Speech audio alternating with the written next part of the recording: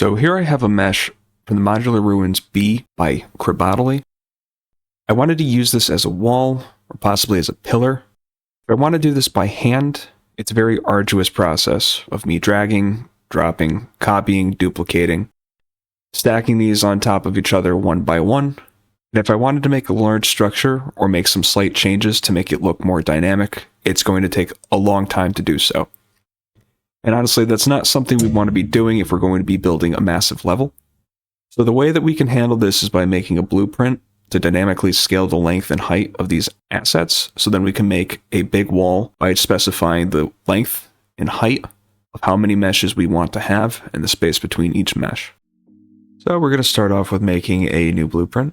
So right click on your content browser, go to blueprint class and select actor. I'm going to call this BP construction. You can call it whatever you'd like. And what we're going to be doing is adding a static mesh, not in our event graph, but in the construction script. So we're going to be making two loops, one of which is going to handle the length of meshes that we have, and the other one is going to be managing the height.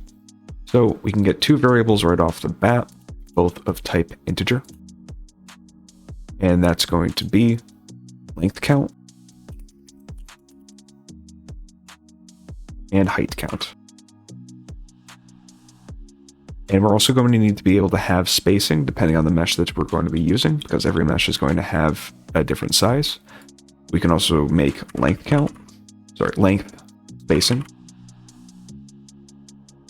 and height spacing.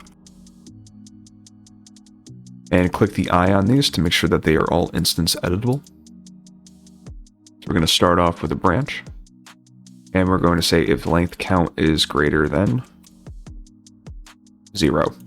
We're going to go into our first for loop.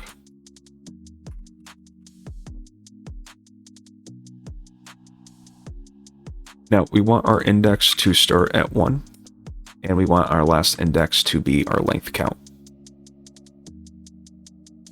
Because if we select 1 while our index starts at 0, it's going to create 2. For our index, we are going to subtract 1 and multiply it by our length spacing. This way we add spacing after each mesh.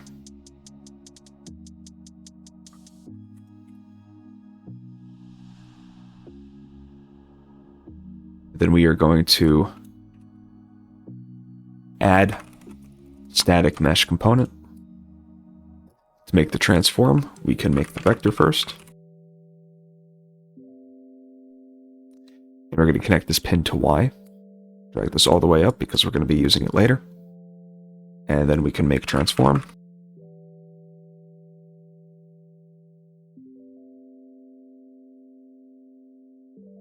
Plug the location in and connect the return value to our add static mesh component. Now we need to set the static mesh and connect the pins here. You can create a new variable if you like. I'm just going to set it to be the brick mesh that I just showed, which was sm underscore bricks underscore 2x2.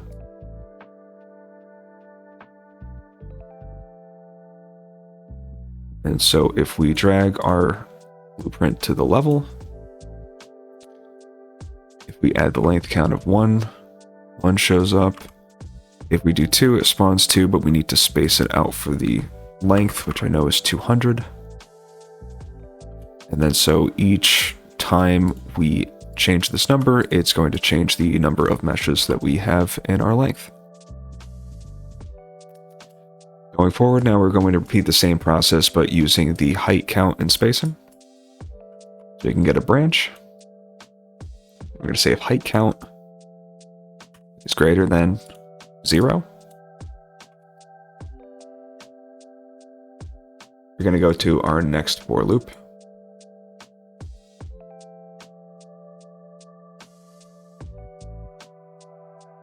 Our first index is going to be the same. It's going to start as 1. And our height count is going to be our last index. Then we are going to just multiply this by our height spacing.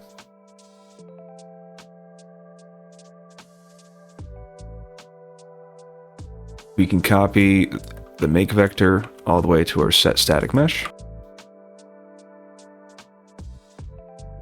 And we're going to set this to be the Z value.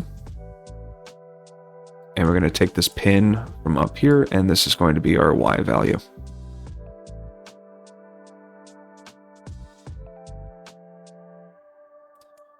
Now if I change our height count to 1, and we set the spacing here, we get another 1. If we change it to 4, we add 4 more to the height. And this scales should be perfect because 200 is the exact distance between one side to the other. But we have this issue since this is a square mesh we can correct. Everything looks uniform because it is just copied one after another. We're going to rotate these so then they look a bit different. You may or may not be able to do that with the mesh that you have, depending on what mesh you're using, but since this is a perfect cube, we can go to our make transform, and we'll split the rotation. And we are going to get a node or select.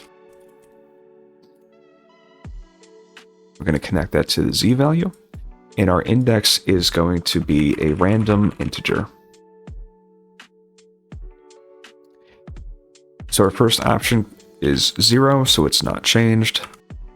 90, right click and add option pin twice.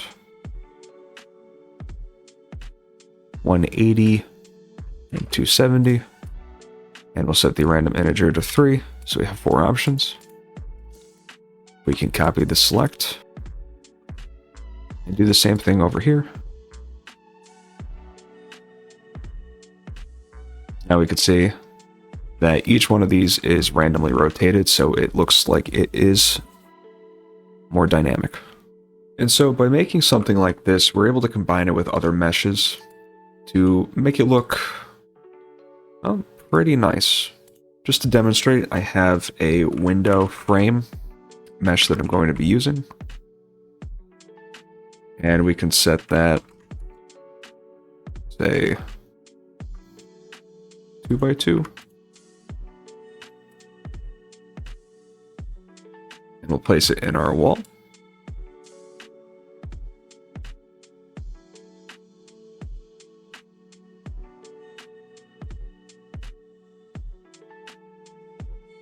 And then we're going to do the same, and I'm just going to get a candle mesh that I have.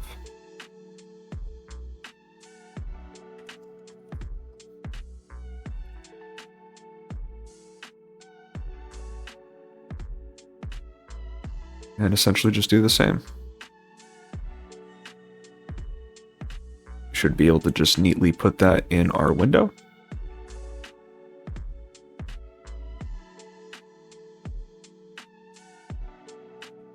And you can use the same construction script to add Niagara effects if you wanted to have flames on top of the candles. Have a background for the window, have an awning, and before you know it, you're making the side of buildings and entire alleys in no time at all. So hopefully this script helps you out and drastically improves the time it takes for you to generate a level.